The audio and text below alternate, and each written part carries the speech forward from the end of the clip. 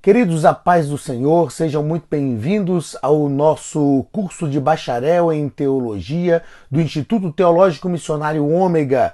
E na aula de hoje nós estudaremos as cartas paulinas. Eu sou o pastor Anderson Silva e estamos juntos neste novo projeto da AMO, Associação Missionária Ômega, de aulas online. E na aula de hoje, com muito prazer, com muita alegria, nós queremos tratar sobre diversas questões que envolvem as cartas paulinas. Eu quero ler um texto que se encontra na primeira carta de Paulo aos Coríntios, capítulo 5, do versículo 9 ao versículo 13, e vamos destacar algumas coisas importantes. O texto bíblico nos diz o seguinte: já em carta vos escrevi que não vos associeis com impuros. Refiro-me com isto não propriamente aos impuros deste mundo, ou aos avarentos, ou roubadores, ou idólatras, pois neste caso teríeis de sair do mundo. Mas agora vos escrevo que não vos associeis com alguém que, dizendo-se irmão, for impuro, ou avarento, ou idólatra, ou maldizente, ou beberrão, ou roubador. Com esse tal, nem ainda comais. Pois com que direito haveria eu de julgar os de fora? Não julgais vós os de dentro?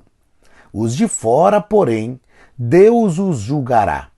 Expulsai, pois, dentre vós o malfeitor. Eu quero destacar duas coisas que são relevantes neste texto. A primeira coisa é que o texto que lemos refere-se à primeira epístola de Paulo aos Coríntios. E nesta primeira carta ou epístola, nós vamos tratar daqui a pouco sobre essa diferença, abordada por alguns teólogos sobre cartas e epístolas. Nesta primeira carta de Paulo aos Coríntios, Paulo já está dizendo que escreveu para a igreja de Corinto por uma carta. Então perceba o seguinte, nós temos duas cartas de Paulo à igreja de Corinto, primeira e segunda aos Coríntios. Então, nesta primeira carta, Paulo já está se referindo que escreveu uma outra que se perdeu no tempo. Não sabemos por que se perdeu, não sabemos o teor desta carta, não devemos especular, até porque não é esse o nosso objetivo, mas uma coisa nós sabemos: Paulo já havia escrito para a igreja de Corinto uma primeira carta que se perdeu no tempo. Então a primeira carta que nós temos no cânon sagrado é uma segunda carta, e depois Paulo escreveu a segunda carta, uma terceira carta, que é a segunda carta que nós temos registrado nas páginas do Novo Testamento. A segunda coisa que eu acho importante destacar aqui nesse texto que lemos é o contexto ou objetivo de Paulo ao escrever as suas cartas. E Paulo fala para a igreja aqui que ele escreve para que eles tivessem o cuidado de tirar para fora os impuros, não os impuros deste mundo. Nós sabemos muito bem que Paulo está sempre escrevendo para os seus destinatários, para orientar, para doutrinar, para exortar, para ensinar. Nós vamos tratar disso aqui durante as nossas aulas. As nossas aulas são duas aulas de aproximadamente 40 minutos. Nesta primeira aula, a nossa proposta é fazer uma tratativa mais introdutória sobre as cartas, o contexto de cartas que eram escritas no período do primeiro século, no contexto romano, e nós vamos observar que as cartas, principalmente as cartas paulinas, que é o nosso objeto de estudo nesta aula, vai estar dentro deste contexto, e é sobre esse prisma que nós estudaremos as cartas paulinas, tá ok? Então vamos aqui à nossa aula. Mais uma vez, você, nosso aluno, é muito bem-vindo à nossa aula. Então, repetindo, nós estudaremos hoje as cartas paulinas. Nós não temos como estudar todas as cartas paulinas, dada a exiguidade do tempo, tá ok? Mas nós vamos fazer, como eu disse, uma parte introdutória nesta primeira aula, e nesta primeira aula eu acredito que nós conseguiremos falar pelo menos de uma das cartas paulinas, e vamos abordar algumas cartas paulinas, algumas que eu decidi abordar de forma mais direta aqui durante a nossa aula, mas não conseguiremos tratar de todas. Uma coisa é importante deixar claro: tudo que nós tratarmos aqui durante essas nossas duas aulas servem como um princípio para que você, nosso aluno, nas suas pesquisas, nas suas investigações, estudos sobre as cartas paulinas, possa, a partir deste princípio, aprender e se direcionar bíblica e teologicamente nos estudos sobre as cartas paulinas. Então, vamos lá. Dos 27 livros, né, do Novo Testamento, nós sabemos muito bem que o Novo Testamento é dividido em 27 livros. Desses 27 livros, 21 livros pertencem ao que nós chamamos aqui de gênero epistolar. 21 livros pertencem a este gênero epistolar. São cartas que são redigidas, né, que tinham como objetivo, olha os objetivos das cartas aqui: orientar, aconselhar, instruir os responsáveis pelas igrejas recém-formadas.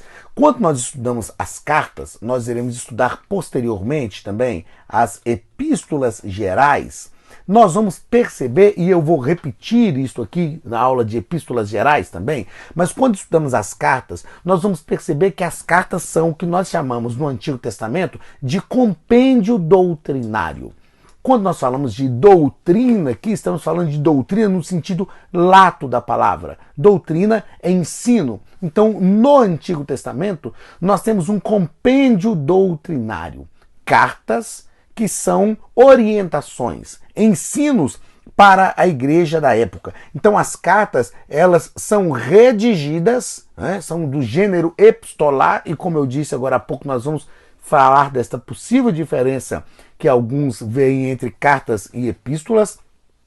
Elas têm o objetivo de orientar, aconselhar e instruir os responsáveis pelas igrejas recém-formadas. Nós vamos perceber aqui nessa parte introdutória que a igreja foi crescendo e foi necessário sair da oralidade e passar a escritos que direcionassem essa igreja, escritos que pudessem ser lidos e direcionassem a igreja de uma forma muito mais séria, muito mais doutrinária e de forma que não pudesse ser deturpada o ensino dos apóstolos, ou deturpado, né, o ensino dos apóstolos para a igreja. E é justamente isso aqui, olha, esse crescimento da igreja na Palestina, na Ásia Menor, na Grécia, viu-se então, por causa deste crescimento, a necessidade de um trabalho feito na base espiritual das novas comunidades de fé e o fortalecimento da fé em Cristo como consequência dessa necessidade do anúncio do Evangelho. Então perceba que as cartas não fogem, elas não podem fugir ao propósito do anúncio do Evangelho, que era feito a princípio oralmente, era baseado na oralidade.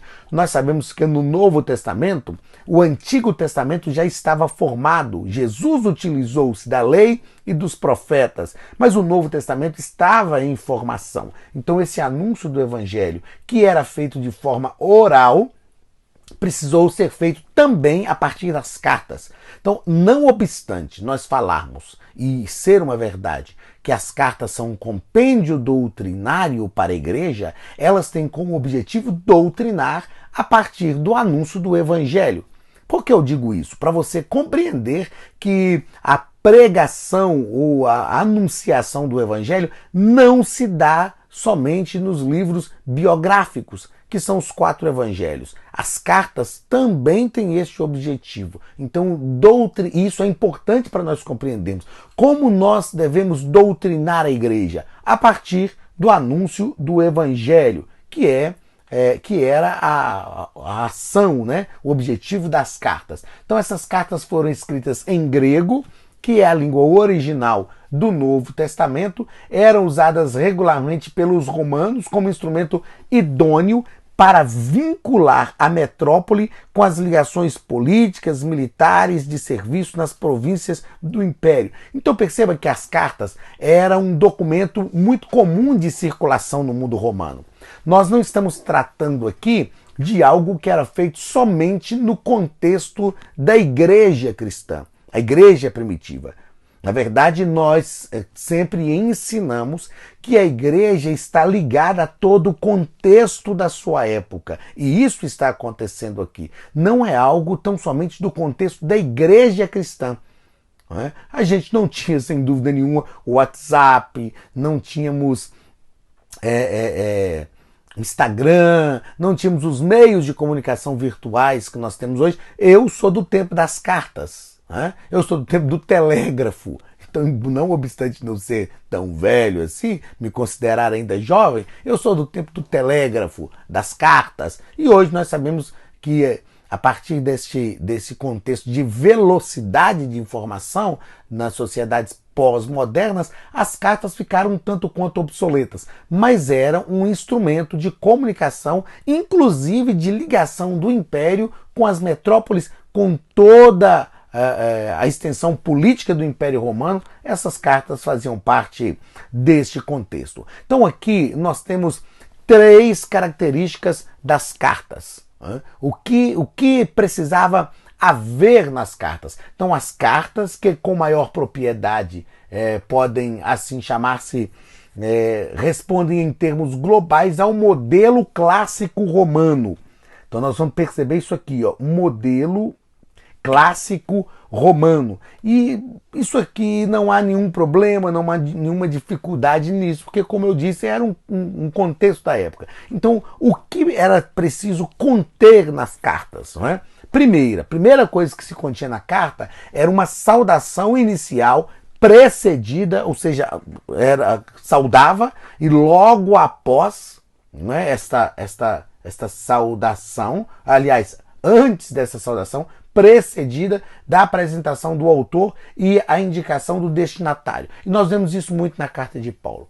Paulo fala: eu, Paulo, servo do Senhor Jesus Cristo, ou Paulo, servo do Senhor Jesus Cristo, saúda a igreja. Então era essa parte introdutória das cartas. Depois tinha o texto ou corpo da carta propriamente dito, que era o lugar onde o assunto era desenvolvido, e depois disso a despedida, que incluía saudações de pessoas conhecidas do autor.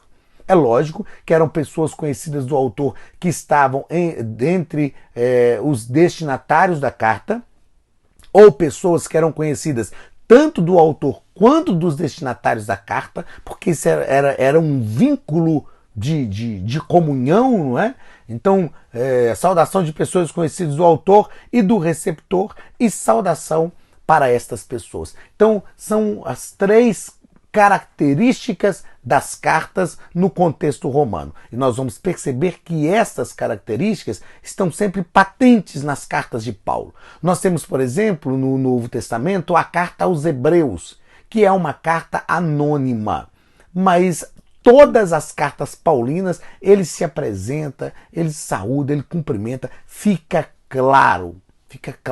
Nós temos, dentre as cartas paulinas, nós temos a carta aos Romanos, que não foi escrita por Paulo, ela é autoria de Paulo, mas ela foi escrita por Tércio. No final da carta, nesse momento das saudações, nós vemos Tércio cumprimentando, saúda fulano, ciclano, e ele diz: e eu, Tércio, que esta carta escrevi. Outra coisa importante, eu disse aqui agora a carta aos Romanos, e eu quero deixar claro que a nossa aula ela tem um contexto didático, bíblico, mas teológico também, e nós precisamos aprender aquilo que é correto.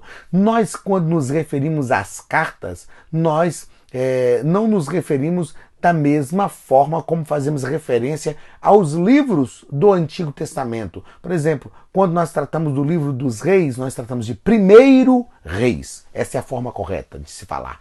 Primeiro Samuel, primeiro Crônicas. Por quê? É o primeiro livro dos Reis. Primeiro livro de Samuel, primeiro livro das Crônicas. Quando nós tratamos das cartas, nós sempre usamos o termo que aponta para os destinatários. Primeira aos Coríntios, primeira aos Gálatas, não é primeiro Coríntios, não, porque não é livro, é uma carta. Primeira aos Coríntios, a carta aos Gálatas, carta aos Filipenses, carta aos Colossenses. Então, nós queremos ler um texto na carta aos Romanos, na primeira aos Coríntios, primeira aos Coríntios, primeira aos Tessalonicenses. Então, esta é a nomenclatura correta. Então, você já percebeu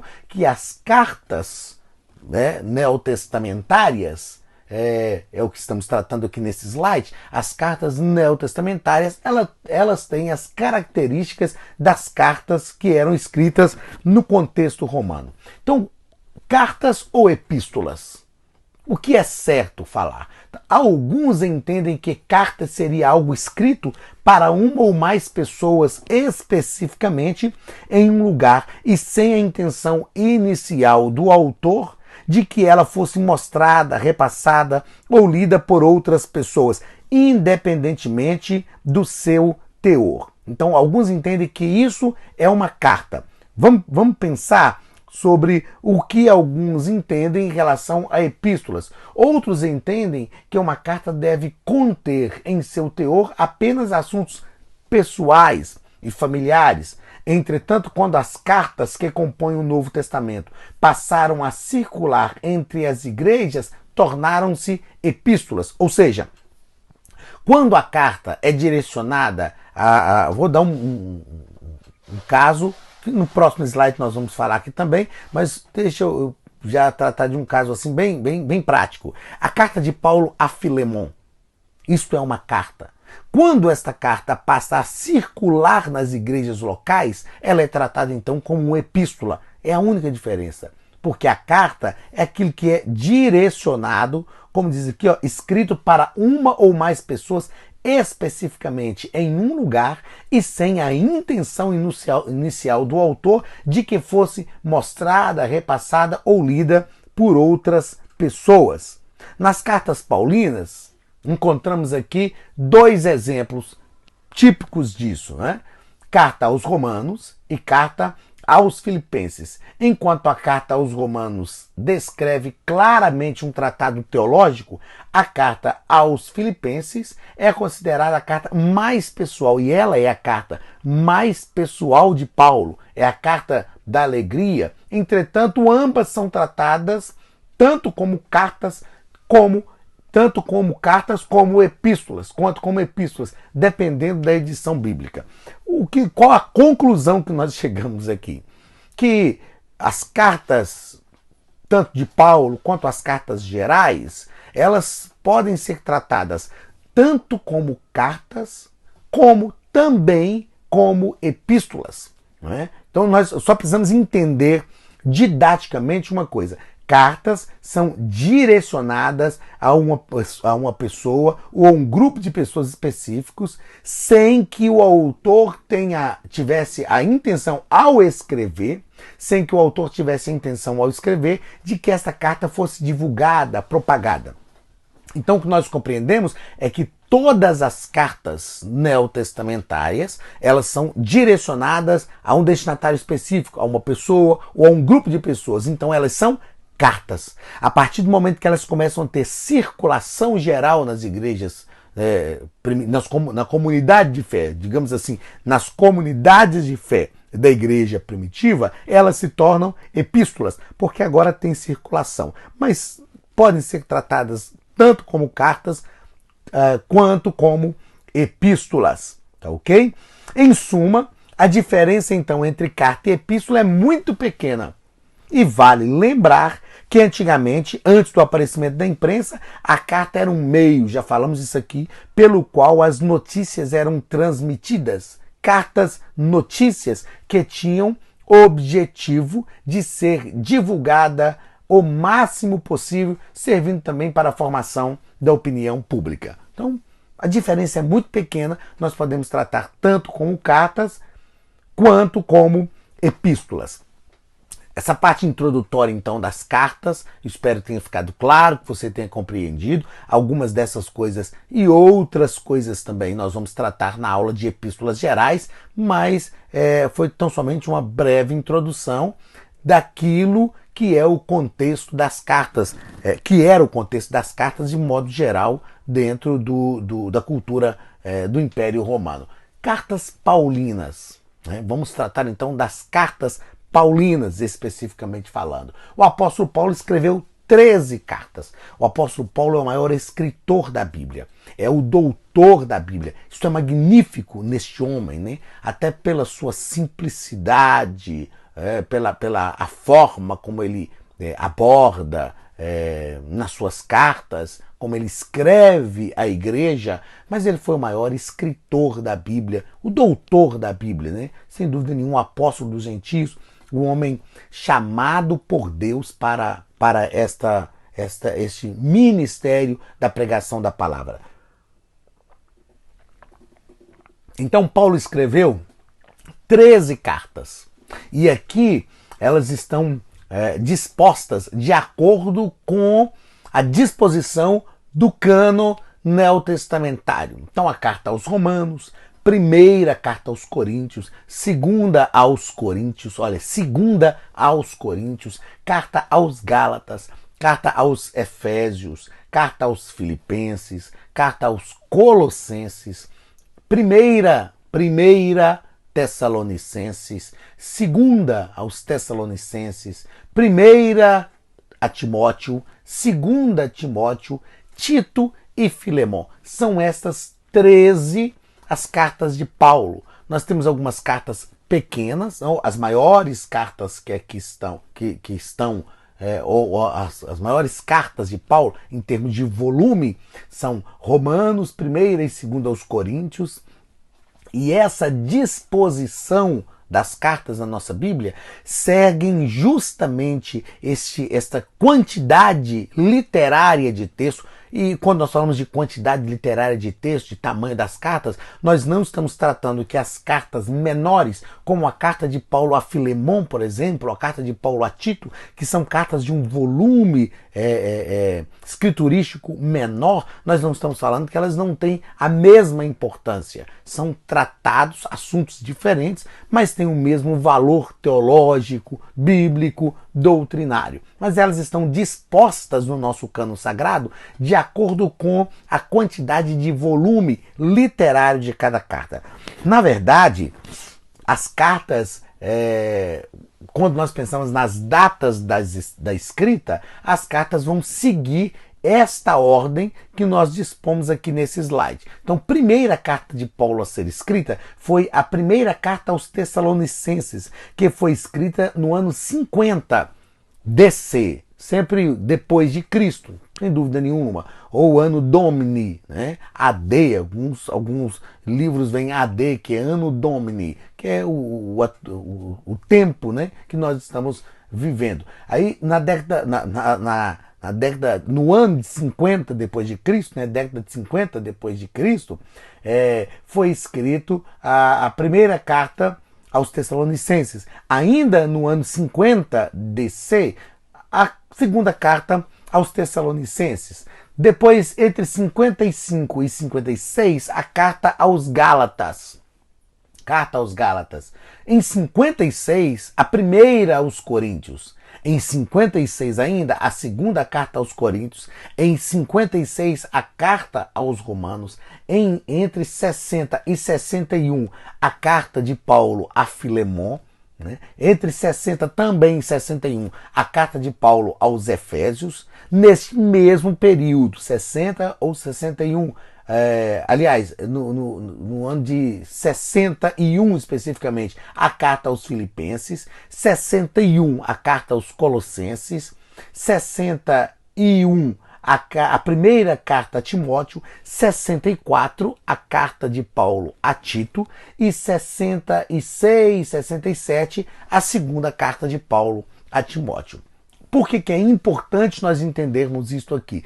Quando nós estudamos a teologia paulina, fica muito mais nítido nós estudarmos a teologia paulina. Dentro dessa proposta, a gente vai conseguir entender a evolução da teologia paulina. Porque como nós estudamos o contexto teológico dos escritores, não autores, porque o autor é um só, o autor da Bíblia é Deus, mas os escritores da Bíblia. Como nós estudamos a teologia que eles constroem, que eles defendem, embora eles não estão fazendo um tratado teológico, mas há um contexto teológico dos seus escritos. Nós defendemos a partir do estudo, da análise dos seus escritos. E quando nós estudamos, quando nós entendemos esta ordem dos escritos das cartas paulinas, nós vamos compreender de forma mais clara a evolução dos escritos paulinos. Dentre as cartas de Paulo, nós temos o que nós chamamos de cartas da prisão. O que são as cartas da prisão? São cartas que Paulo escreveu enquanto estava preso em Roma. 4 são as cartas da prisão. A carta aos Efésios, ele escreve à igreja que estava em Éfeso. Perceba que a igreja que estava em Éfeso recebeu também uma carta que está em Apocalipse. João escreve, ordenado por Cristo, ele escreve uma carta à igreja de Éfeso. A igreja de Éfeso foi uma igreja privilegiada, uma igreja que teve pastores como Paulo, Timóteo.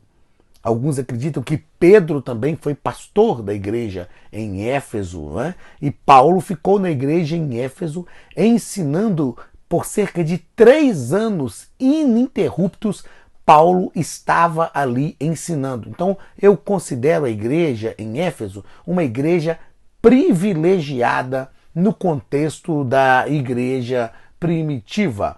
Então, a carta aos Efésios, Paulo escreveu na prisão, são as cartas da prisão. A carta aos Filipenses, que é a carta da alegria, a carta mais pessoal de Paulo. A carta aos Colossenses, que é uma carta magnífica, é uma carta que Paulo trata de uma praticidade de fé muito grande. Eu falo que a carta aos Colossenses é o Tiago de Paulo, a carta prática de Paulo. Nós vamos tratar sobre a carta aos Colossenses aqui na nossa segunda aula, e a carta de Paulo a Filemon. E nossa intenção é nessa aula de hoje nós finalizarmos tratando sobre a carta de Paulo a Filemon. Então estas são as cartas da prisão. Enquanto Paulo estava preso em Roma, ele escreveu essas cartas. Nós temos também, dentre as cartas de Paulo, 3 cartas que são chamadas de cartas pastorais.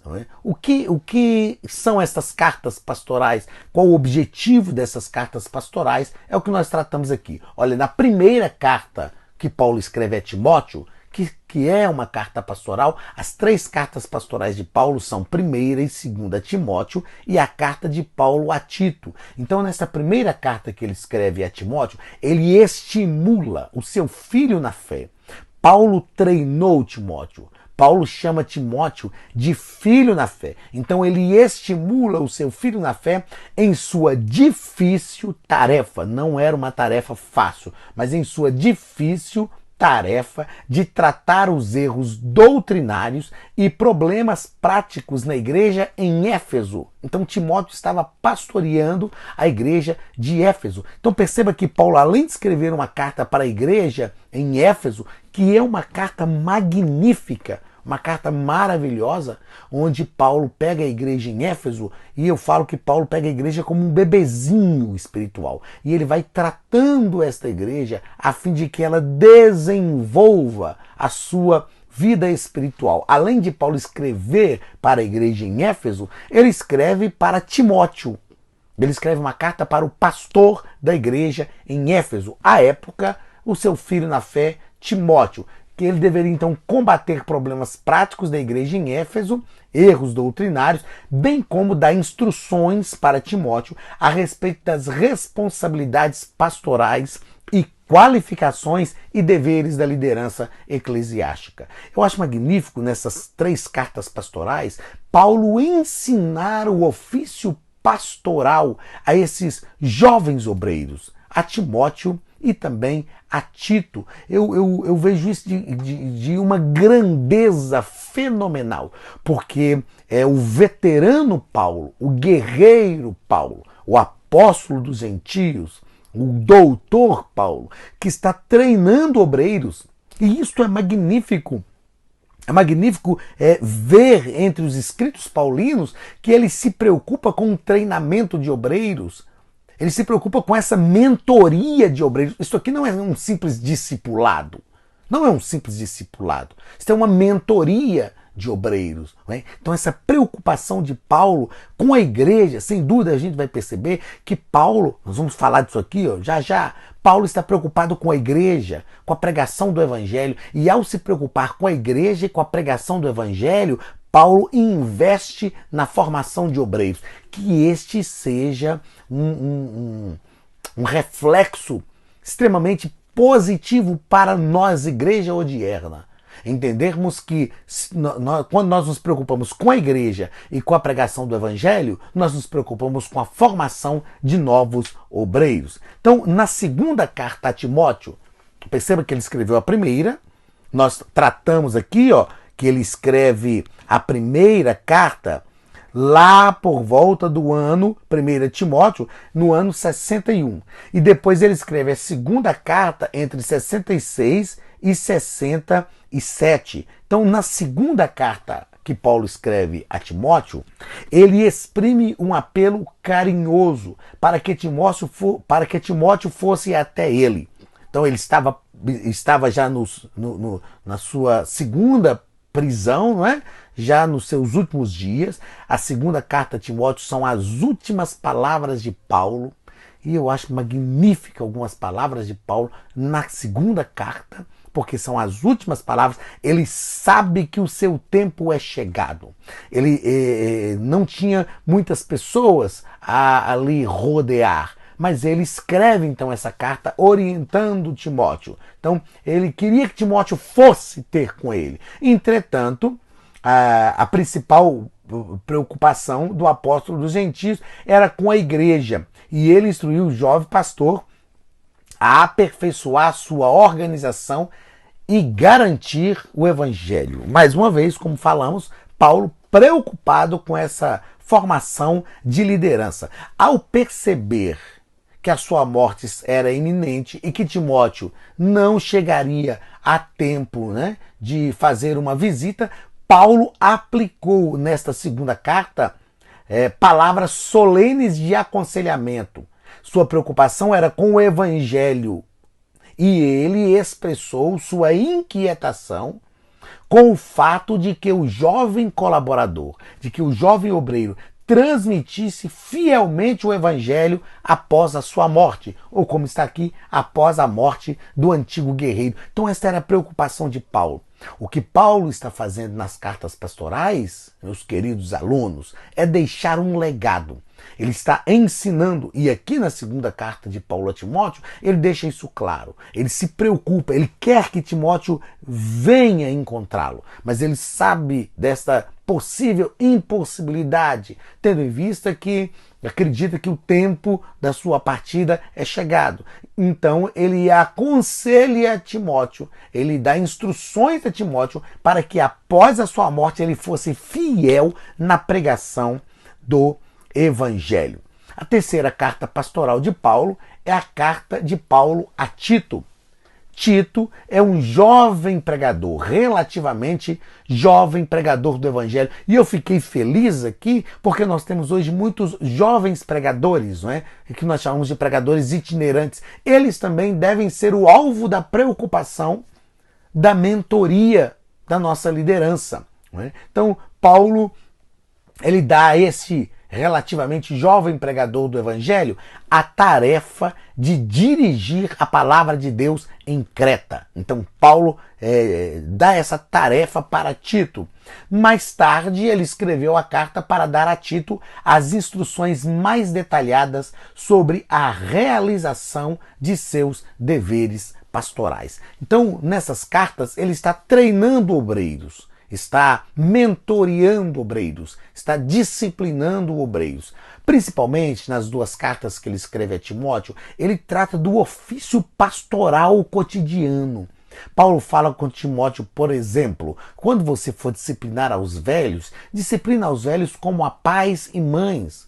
Quando você for disciplinar aos jovens, disciplina-os como irmãos e irmãs. Ele fala com Timóteo, ninguém despreze a tua mocidade. Ser exemplo dos fiéis. Então nós vemos a preocupação de Paulo realmente com a formação deste obreiro. Isso é algo magnífico. Eu vejo isso como algo esplêndido. Formação de liderança. Eu digo que todo líder que não forma liderança, um dia ele vai ficar sozinho. E tem gente que reclama, mas eu não tenho ninguém que me ajude. Mas eu estou sozinho. A gente tem poucas pessoas interessadas em trabalhar para o reino de Deus. Não, talvez é você que não está formando liderança. Talvez é aquele líder que não está formando liderança. Que foi para mim o grande erro de Josué. Eu sou assim, apaixonado com a história de Josué. Eu sou militar, Josué era militar, e Josué teve vitória em todas as áreas da sua vida. Mas Josué cometeu uma falha, não formou liderança. Durante 40 anos, Moisés investiu na liderança de Josué. Josué liderou o povo e não formou liderança. E nós sabemos que sem sábia liderança, o povo se corrompe. É o que a palavra de Deus nos diz. Mas que as cartas pastorais de Paulo nos ensinem a mentorear pessoas, a treinar pessoas, a formar uma nova liderança. Vamos então, a partir de agora, estamos já chegando para o final da nossa aula, mas vamos falar aqui, vamos tratar aqui sobre a carta de Paulo a Filemon. E na nossa próxima aula, nós vamos pegar algumas cartas de Paulo para que a gente faça um tratado.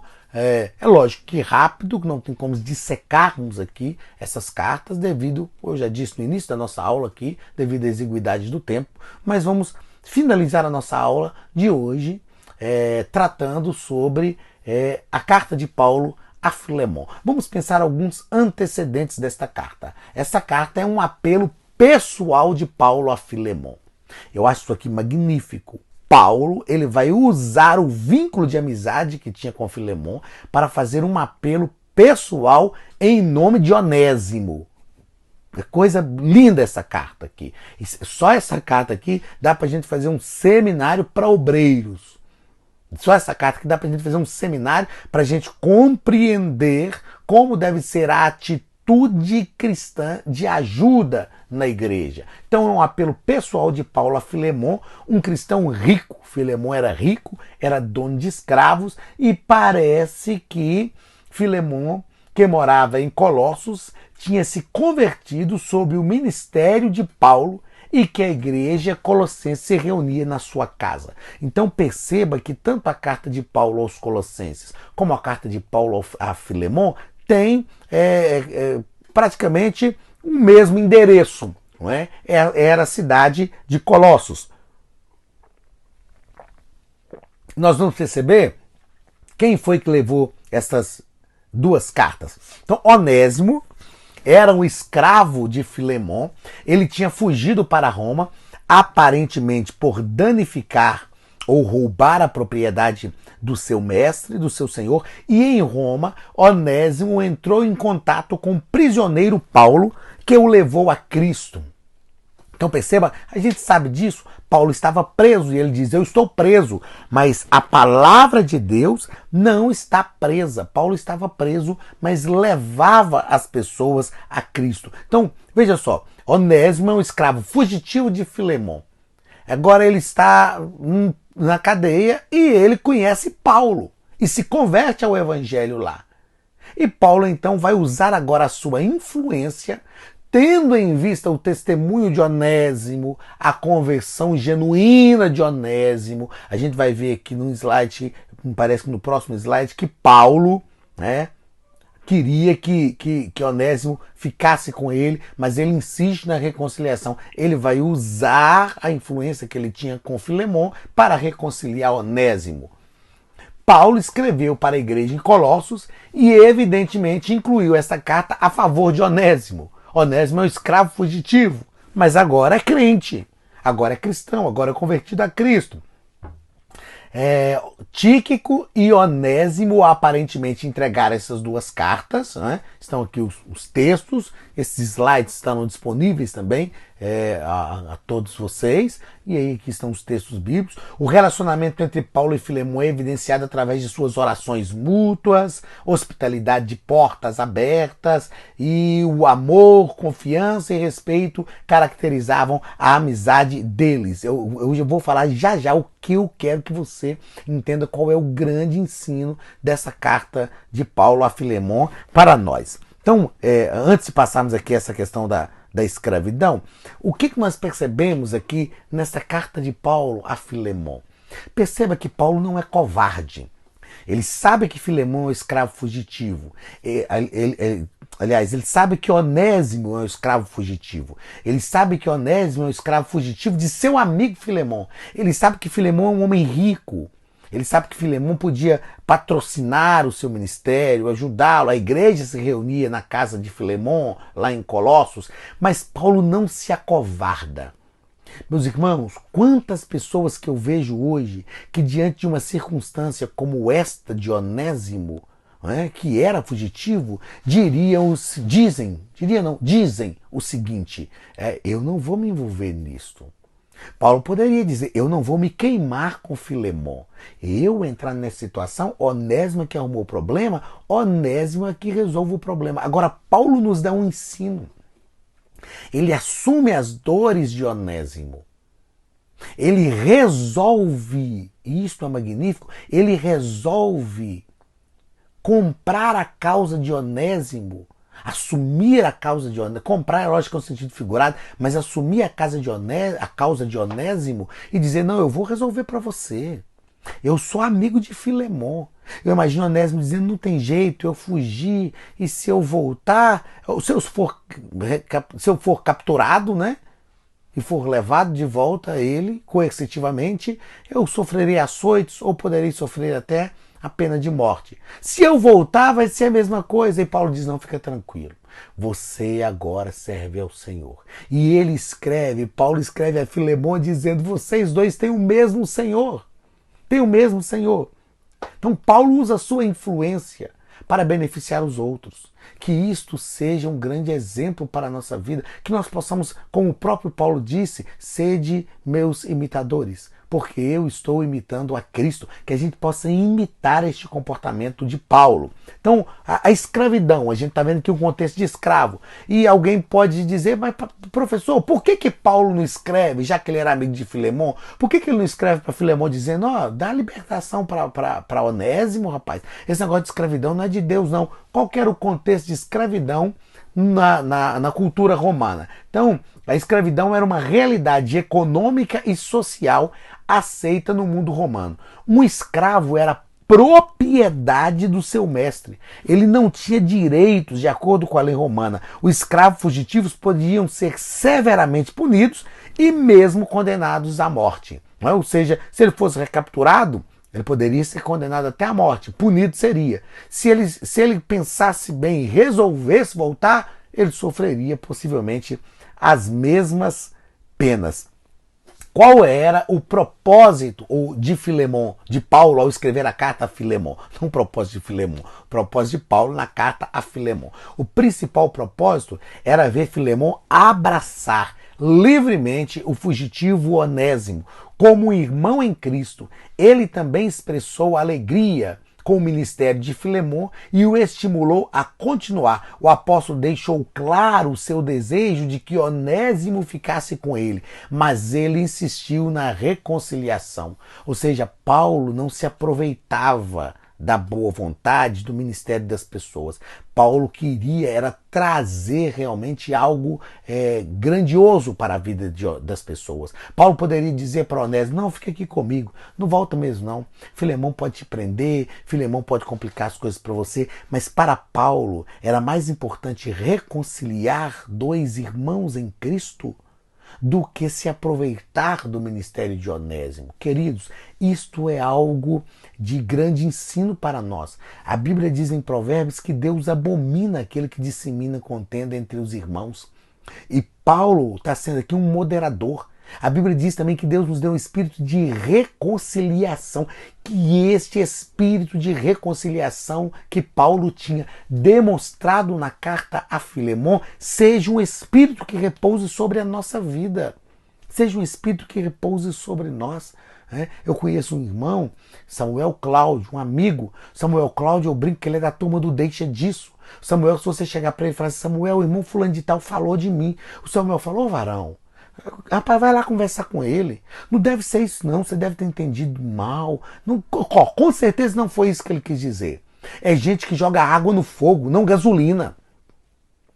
É gente que diz, não, vai lá, vamos lá, quer que eu te ajudo? Vamos conversar. Eu acho isso magnífico no Samuel Cláudio. E é algo que eu aprendi com ele.